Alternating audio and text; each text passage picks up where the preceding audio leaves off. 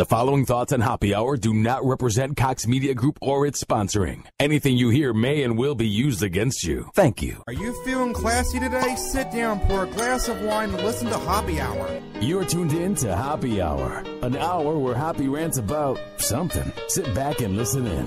Happy Hour is on now. Happy Hour is on now. What up? What is happening? This is Happy Hour. I am your host, Ryan Hoppe, and I am very honored about my next guest on the phone line from the top-rated BJ and Migs show on 99.9 KISW in Seattle.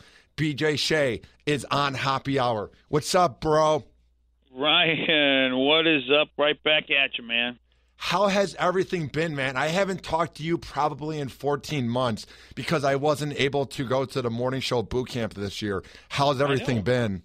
We missed you, dude. Man, I mean, for crying out loud, it was wild last year. You were there being you know, doing what you're doing, going out, causing trouble, mayhem, uncontrollable activities. And this year it was boring. It was lame. We were all there like, why are we here? There's no Hoppe. There's no fun. There's nothing. Let's get the hell out of here. What do I add to the morning show boot camp? What is it about me that sparks it up? You had a criminal activity. You had mayhem, pandemonium, pandemics, epidemics. I mean, are you kidding me? The world, zombie apocalypse. You name it, you had it, my friend. Yeah, I mean, you are awesome, BJ. I remember the first time I interned at the morning show boot camp, I was so nervous to meet you because I've been a fan for a while. But now I'm happy that we're friends because I remember we were in the main lobby and I came up to you. Do you remember that? I remember that, and I first saw you. I said, "I'm sorry, I don't give to the homeless. I have other charities." But you know what? After that, I realized, you're all right then. And it's been a wonderful friendship ever since. Now, how has everything been with the new name BJ and Migs, and how's everything been with the show? Things have been good. You know, it was about time because Steve's been on the show for a long time now. I think this is going to be our 10th or 11th year together, and he's such a great guy. He's such a big part of the show. So, when he said he didn't want to be the producer anymore and just wanted to be called by his old nickname, I thought, hey, let's do one better. Let's just change the name of the show because really it's, he's a full part of the show. So it's been a lot of fun. The listeners thought it was a cool thing. And, the show's still rolling along. The lights still work. The key still works. They haven't thrown us out of the building yet. So knock on when we get another 10 years in us. What's it about Migs? What does he bring to the show? Coffee, donuts, despair. Really, he does nothing for the show at all. But you know what? I didn't want him to have to go move back in with his parents. They don't want that. They got their own life now. They don't need him back there because, 40-year-old man who doesn't seem to be able to figure out life. So, we keep him on the show. He brings us down mostly. He's really just a discredit to mankind, Ryan. But who else? If I don't have him, who else is going to have him? That is a very good point because it seems almost like it's sort of like a Make-A-Wish Foundation thing you have, having Migs on the show. It's sort of like a charity case. Wouldn't you agree? Oh, it's his wish. We've made his wish. Meanwhile, it is my anti-Make-A-Wish. It is sort of like, it is like Make Me Sad Foundation is what I got. They come over there and they kick me a couple of times. Oh, you look like you're healthy. Here you go. Not only are we not going to give you a wish, but we're going to give you this albatross named Steve Migs. How did you first meet him? It's funny. I met him. He was working on another show when I first got to Seattle. About 15 years ago, and he was in this band called Peter Parker, and I really dug it. Before anybody knew who Spider-Man was, really, I was like, dude, I love the band name. I know who Peter Parker is. And he was like, oh, cool, you know who he is too. And so we hit it off, and then I found out that he was working for one of our stations, and he always had a great attitude, a good guy, and then but he was on another show doing a great job, so I never thought we'd work together. But then that other show broke up, and he was available, and he was like, yeah, I'd like to come work with you guys, and the rest is history or infamy or one of those two words. How hard is it? Or since you're good at radio, I bet you make it work. But what is it like when you bring in a new guy? What is the key to making it work? Well, first off, I think the people involved have to know everybody who's on the show. They have to have some idea. Radio doesn't have any casting directors, and I think that's a thing that other industries have. That's a good thing. So, a program director or the morning show talent, they have to know what they're like. They have to know the vibe of their own show so that when they bring people in, they're only bringing people in that fit the vibe in the first place. And you get that by meeting somebody. And so having met Steve, he always had a great vibe. He was always a good dude. So we knew once he became available, it was like, hey, that's the kind of guy we'd like to work on our show. And I'm always doing that. I go to boot camp and people, and a lot of times I'll spend hours in conversations with people because I'm really trying to get a vibe for them so that, who knows, someday if I need somebody, I'm not just going to go start looking. I'm always looking for the right vibe. So that, to me, that's how you make it work. You're always meeting people and talking to people, knowing that there's a possibility someday you might need them if in fact they match your vibe. Now, when you're looking for a co-host or someone to join the show, what type of vibe and what type of person are you looking for? Well, for our show, we're very improv-based. We're really a big believer in improv entertainment. So it's got to be somebody that really follows those rules of improv, and they get that it's a performance, and they get that it's a team, and no matter how much you get paid or what your position is on the show, we're all working for the same goal. Everybody treats each other with respect. So those are the kind of people I'm looking for. I'm not looking for divas, and I'm not looking to work with people that, believe that they're the show and everybody else is just, meaningless. I'm just not looking for that kind of person. And the place I work at, my boss and my program director and the people who work at the other shifts as well, they all have that same mindset. So our whole radio station has that camaraderie atmosphere, that atmosphere of collaboration.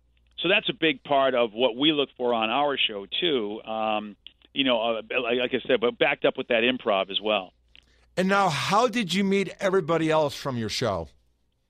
Well, so let's see. Top Shelf is who runs the board. He's been working with me since pretty much day one.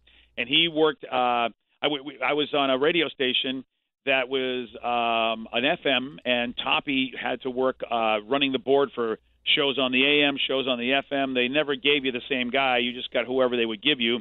But once Toppy and I worked together, I really thought, hey, this guy fits the vibe of the show. So I started campaigning to get him to be my full-time engineer, board operator, and then he became more of a personality on the show.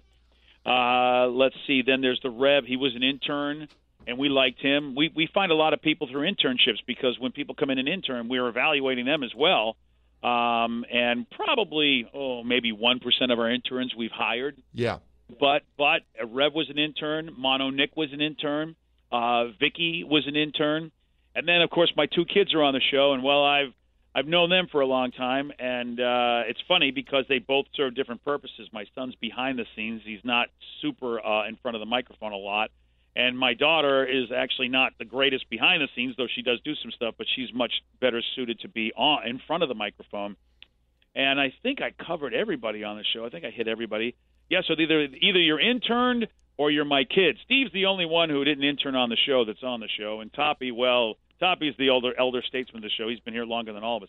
Matter of fact, he's been in Seattle his whole life doing radio, and that's his hometown. And yeah, he's just celebrated, I think, his 20th year with the company. Really?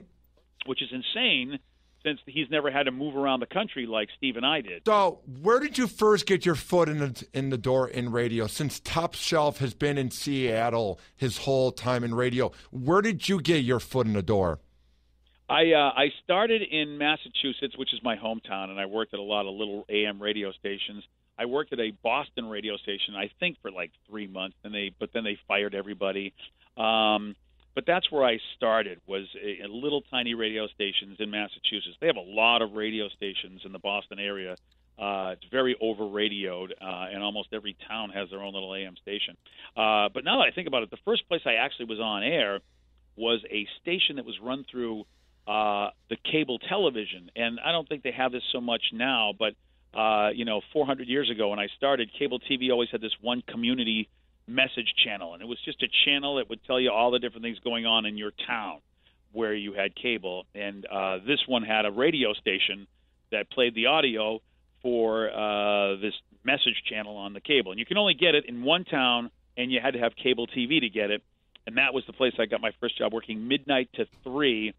And I checked this, and I wanted to see if anybody was actually listening, because I thought, who the heck is up with the cable watching the message channel at midnight or 2 in the morning? So I remember saying that I would give $10,000 to the first caller, and nobody called. So I knew that at that point nobody was listening to me. I don't know if I've ever had that experience in my life where I knew nobody was ever listening to whatever I was saying at that moment, and that was that one station. Oh God, the manager called me up because he was listening, and the owner, he's like, "What are you doing? You can't do that. I'll have to give money away. You said it." And I thought, oh well, yeah, I guess you're right. That's when I learned about how you just can't say anything on the radio. Yeah, young and dumb, and just really thought I knew what I was doing, and there was a lot of that in those days, and so I didn't have a lot of fear at times because I was just too stupid to be afraid of things. But I eventually got some fear when people started yelling at me or firing me, and I was like, oh, all right, I guess I better not do that again. And now you got to work with Brother Wease, the one and only Brother Wease. How did you first meet the legend?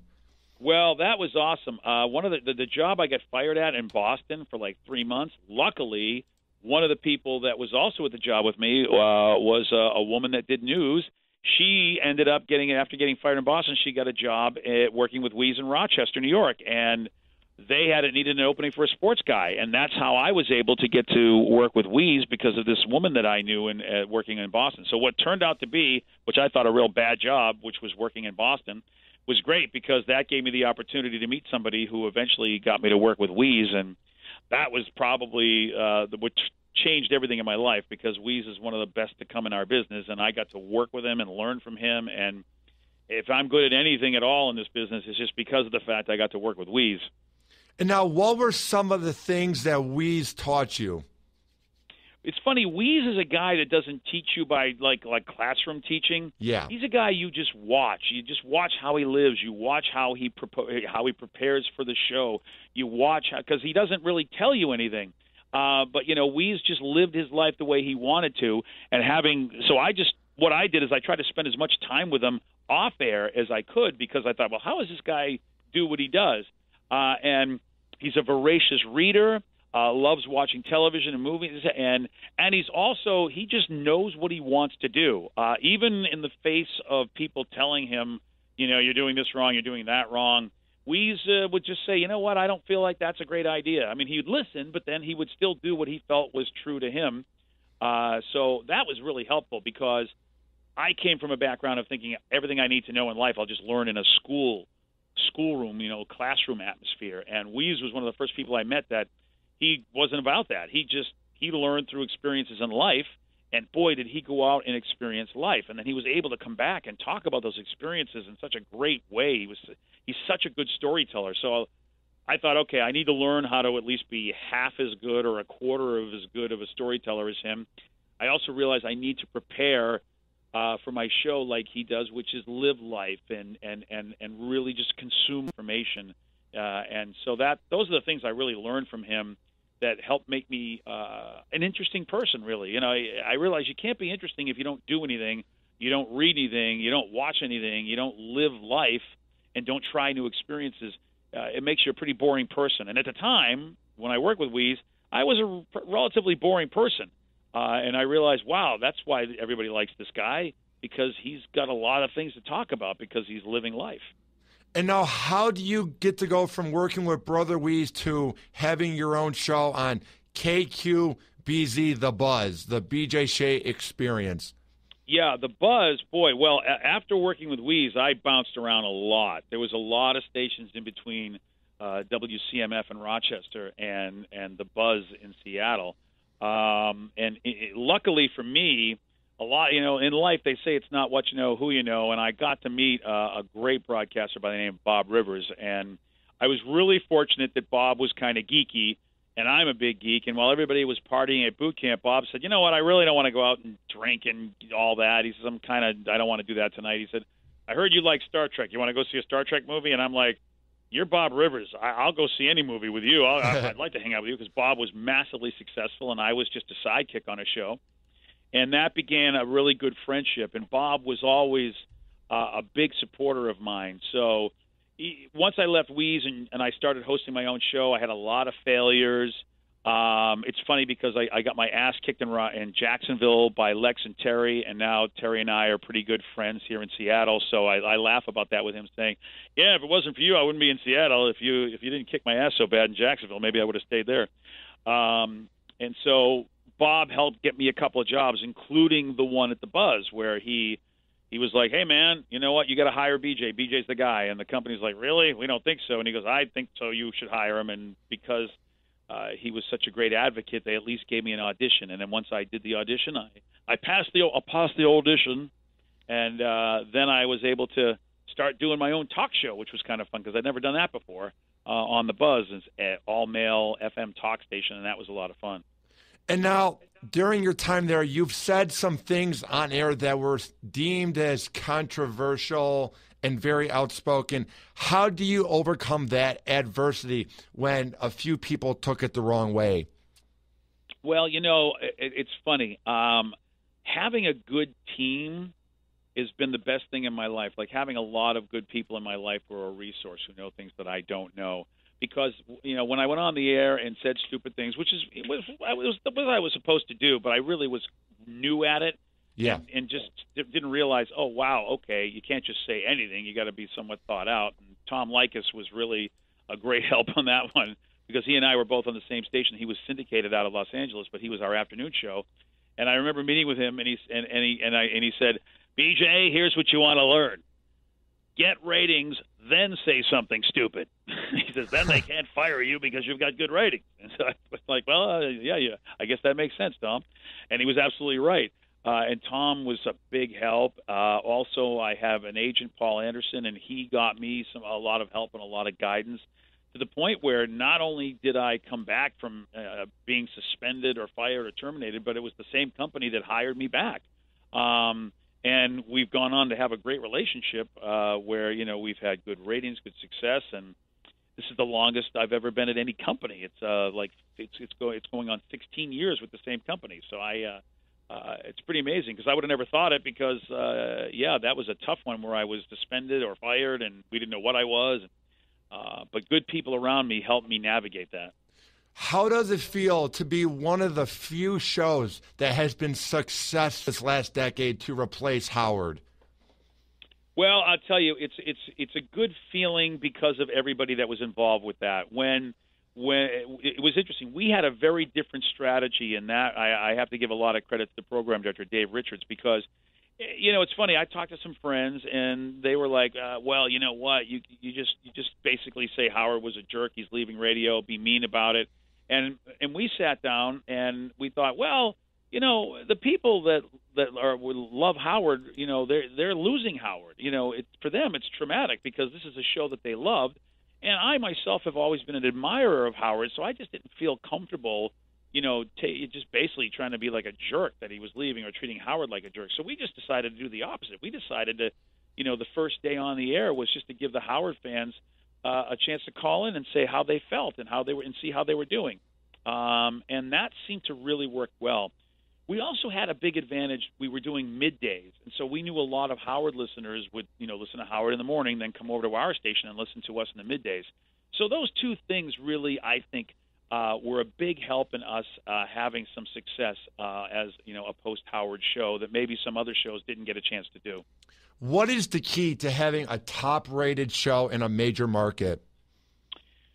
Well, like I said, is having a good team and also really listening to that team, giving up control. I think whenever I've had the biggest failures in my life is when I was in charge of everything. And the biggest successes of my life are when I haven't been doing that much, if you can believe that. Like, I've been what I'm good at. And what I'm good at is just, going on the air, being an idiot, telling stories. That's what I'm good at. If I try to do more than that, then I'm going to be a failure. And so what we do is we just have a bunch of people on the show, as well as people that run the show, like the PD. And really, at this station, everybody contributes. The music director will come up with ideas. The promotions director, whoever's got a good idea, we're willing to listen. And because we have so many of those people involved in the process, and we let them have the power to do what they do well, I think that's why we are successful and maintain it, because it's such a team effort, not just one person controlling everything. Now, what are some of the things that you and your team do to work with the PPM rating format? Wow. See, that's a tough one because I don't do any of that strategy. I'm not really good at that strategy. I'm good at executing strategy. So, what I do, Ryan, is as a performer, I really hone on my own skills.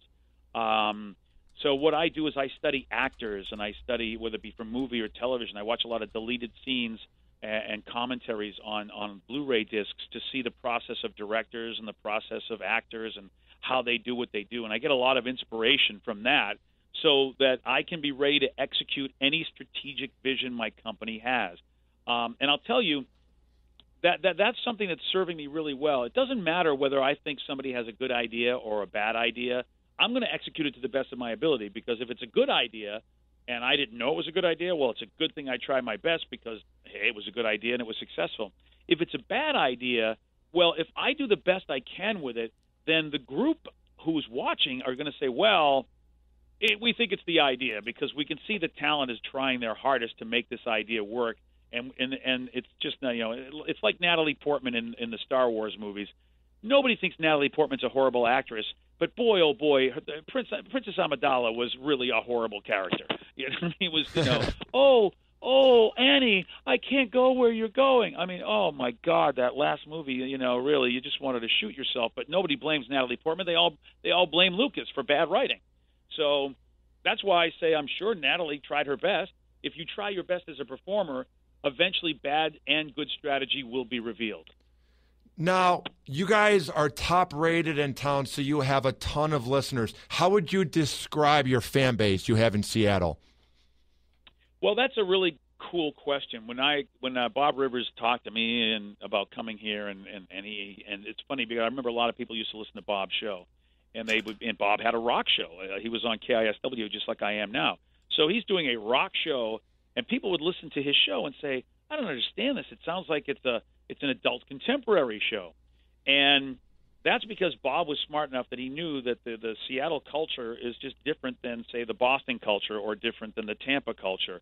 You have ethnic cultures, and then you have regional cultures, and it doesn't matter, what your ethnic identity is. If you all live in the same area, you kind of all have this sort of regional culture.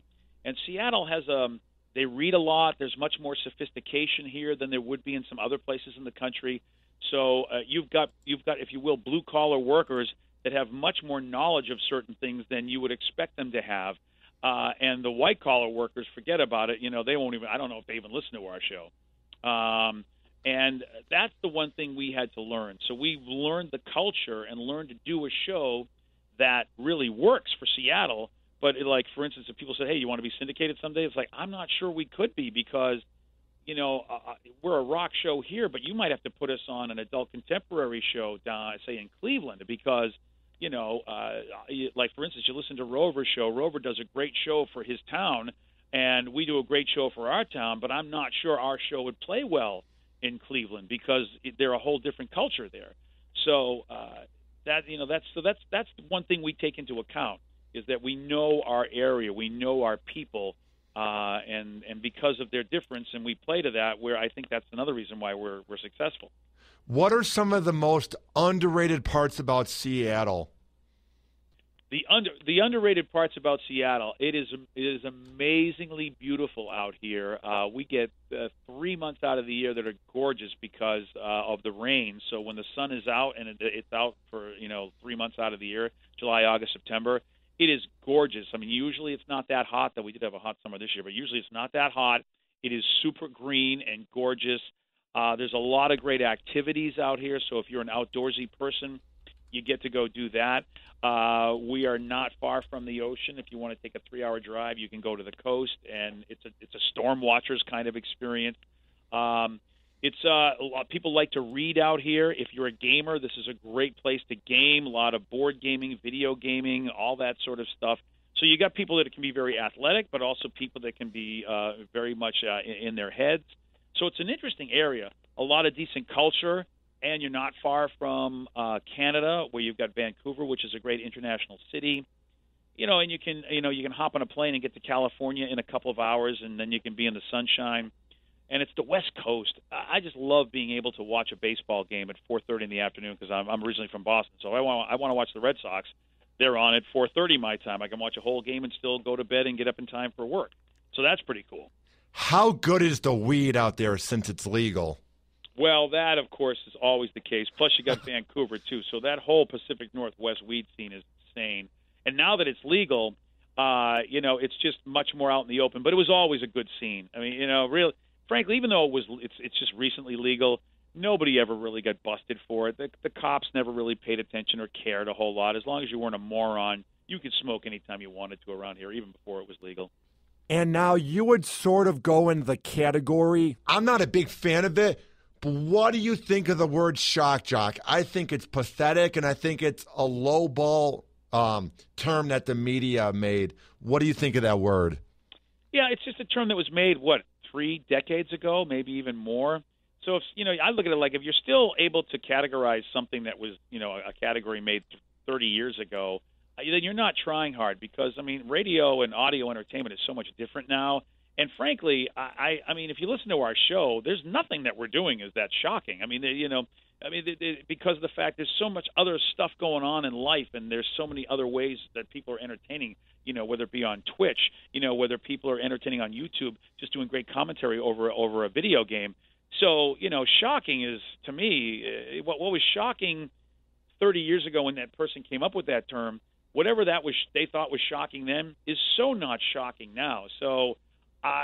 Every once in a while, I'll get called a shock jock by a television station who apparently just doesn't understand that term is. Nobody even uses it really anymore. But I don't think we're shocking. I think we're pretty mainstream, to be honest with you. I don't know who would be considered cutting edge or progressive or whatever the new term is, but I don't think it's me. But there's got to be somebody out there that's doing something that's amazing. Maybe it's a guy like you, Hoppe. Maybe it's you. Maybe you're the whatever the shock jock term would be, or the cutting edge. Maybe you're in your 20s, for crying out loud. You got to be more cutting edge than me. If you're not, my God, you ought to kill yourself. That is my ultimate goal because I want to be the outspoken voice from my generation, dude. Because we are a bunch of pansies that can't deal with the truth, and there's a lot of fake outrage that comes with it. Wouldn't you agree? In 2015. Everybody is offended by something every hour. Yeah, I call that thin skindrome. It's like Thank you. Just got this thin skindrome out there. Unfortunately, I have to take credit for creating that because I'm a parent of people around your age, and our generation of parenting, we just wanted to protect our children from everything because we wanted them to have a better life than we had. And my wife and I would have so many arguments about how to raise our kid. And, I'll tell you, in the house, the mother usually rules. And so all of a sudden you got everybody getting a trophy and you can't say anything negative to anybody. And coming from the Boston area where everybody just insults everybody, at least when I was growing up, and now living on the West Coast, the further west you travel, it seems the more thin skindrome is present. It's a beating, but it's my generation of parents that did it really, Ryan. So I can't point the finger at anybody. I created it. I created all these children, all of them, but a couple of them. Would you say that the movie from 2005, the great cult classic known as Idiocracy, is coming to life? Gosh, it surely looks like it at different times, doesn't it? It really. Oh yeah. Mike Judge is a genius because we all looked at that movie and laughed, and now we are seeing so many examples of that. I would like to believe that there'll still be great culture as well as great idiots. I feel like every generation feels like they have idiots, and every generation feels like they have good culture. So Mike Judge didn't show us any great culture from that time period.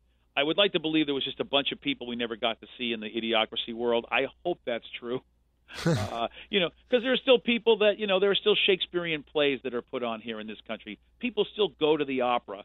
So, people still listen to Beethoven. So that still happens, even though we have the Kardashians, or Kardashians. I think I'm thinking of whatever. Who cares? The Kardashians and the Kardashians, whichever way you want. We hated both of them. I'm hoping that there's the yin to the yang, if you will. And now, before I let you go, what is the future of radio and what is the future of podcasts? What do you think, BJ Shea? Well, radio is a delivery system, and podcasting is a delivery system. So I since I'm a performer, I don't know much about the technology. I know about the form of entertainment. Yeah. And I look at it like audio entertainment. People have been audio entertaining since the dawn of time. As soon as somebody started communicating with words to somebody, then audio entertainment basically started happening. And I think that's always going to be around. How it's going to be delivered, I have no idea. I have no idea. Is it going to be through a coconut? Is it going to be, some implant in our head? I don't know. But audio entertainers, I think, are always going to be around, just like people who write, and written entertainers are always going to be around. So I think the future looks great. It's just hopefully whatever delivery system it's on, you're able to basically get your art exposed on that delivery system. So at this point, podcasting is awesome because anybody has access, and you never know who can blow up. YouTube has shown that with all the great stars they've made with the different YouTube stars out there. So why not you? Why not you, buddy? And this isn't just for me, but what is some of the most real and honest advice you would give me and anybody else with a passion for radio that wants to make it in 2015? Well, I would give this to anybody that really wants to do anything. And it doesn't have to just be radio. It could be any endeavor at all. Go find the people that are doing it. And you'll find two kinds of people who are doing what you want to do. The tell you no, don't do it, and the people that will never tell you no. Because people who are successful, they won't dissuade you. They won't discourage you because they'll know you'll figure it out in a very short amount of time whether or not you want to do anything. Because you'll figure, A, it's too hard and not do it. Or B, you won't figure it's too hard and you'll continue to do it. So I doubt the people that won't tell you no. Because I asked people. I went to people and said, hey, do you think I'm good enough to be in this?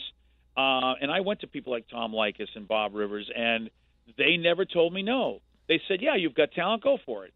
Now, I talked to other people that, were in the business, and they were kind of miserable, and they had never been successful. They never made it, and they just basically said, don't get into the business. It's the worst thing you could ever do. But in reality, what they were saying was it was the worst thing that they could ever do. And if it's bad for them, okay, but that doesn't necessarily mean it's bad for me. So that's the best advice I'd give anybody, no matter what they want to do in life. Find the successful people and listen to the people that say, hey, give it a shot, as opposed to the people that tell you no. I did have some people say that I should never work in this business that were successful, and they were wrong. Matter of fact, I was able to have one of them on my show, and they kind of ate their words and said, you know what? I'm glad you didn't listen to me. It looks like you've made a success of yourself. Good job you didn't listen to me. And they admitted they had a drug problem, and no one should have listened to them at the time. But you should never listen to anybody who tells you no, because you'll know when it's a no. People all the time say, I want to do this, and then they don't because they realize, oh, that's hard work. I don't want to do that. Never mind. So that's why I let people just do what they want to do. They'll eventually find out if it's right for them.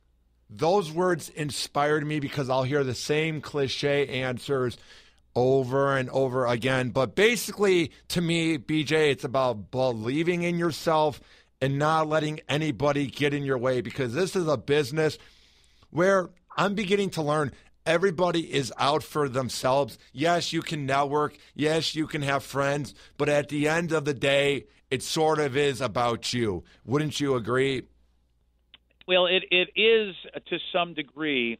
What I've found is people who have had a great life and really been very successful, what they've done is they've met people who have helped them, and the people that have helped them said, hey, pay it forward. And I remember one guy helped me, and I was over at his house, and he was really kind to me, and I said, hey, man, you tell me, I'm going to pay you back. I said, thank you for all you're doing for me. I'm going to pay you back. And he looked at me, he said, hey, have you seen my house? I said, well, he goes, look around my house. I looked around his house. He lived in this great mansion. And then he just looked me square in the eye. He goes, dude, you're never going to be able to make enough money to pay me back. He said, so don't try to pay me back. He said, pay it back to somebody else. Pay it forward. And I laughed because he was absolutely right. So you will meet people that are out for themselves. But, Hoppe, if you meet successful people, they will pay it forward. They will go, you know what, I've had a great life. I don't need to look out for myself anymore. I'm doing pretty good. Now, you do have successful people that continue to look out for themselves, and, well, I think that's kind of why the world's in bad shape, is because you've got super rich, super successful people that somehow don't think you should pay it forward. I actually do. So I've been really fortunate enough to have this as my job. I wanted to be on the radio since I was a teenager, and I'm making a living doing it. I've been able to raise a family and have a home doing what I love. I look at it like, why wouldn't I want to pass this on to somebody else and let them do what they love? So I will try to pay it forward, and I will try to help people to the best of my ability. and not just look out for me. But, there's a time in your life when you should look out for yourself. And then if you're fortunate, there's a time in your life where you can look out for other people. And I hope that for everybody because, that helps the younger generation. And it also means you've had a good life if you can look out for somebody else. And now, before I let you go, BJ, where can people find your work online and on the radio? Well, on the radio, if you're outside of the Seattle area, if you're in the Pacific Northwest Seattle area, it's 99.9 FM. Otherwise, you can go online to KISW.com. That's K as in Kilo, I as in Indiana, S as in Sam, W.com. We also have a podcast because we're all geeky people, so we have a special BJ Shea's Geek Nation podcast. And you can find that on the KISW website or just go on iTunes and search for BJ Shea's Geek Nation. And that's a fun podcast. It's like a morning show, radio show for geeks. And we do about 3 or 4 episodes a week. And that's where you can find me. Well, BJ, man, you have been so helpful these last 2 years, man. I cannot thank you enough for the advice and everything, man. During good times and during some hard times, you've always been there for me, and I cannot thank you enough, bro. My pleasure, bro. Just remember, man, you know what? When you get to be my boss someday, don't forget that, okay? Because you'll probably be my boss someday, and I might need a job, so don't forget me. I promise, BJ. Well, BJ, thank you for coming on Happy Hour. It's been an honor. Peace out, brother. Peace out, bro. Happy Hour. Happy Hour. This is an official broadcast of Hoppe Radio. For more info, check out hopperadio.com and hoppesworld.com.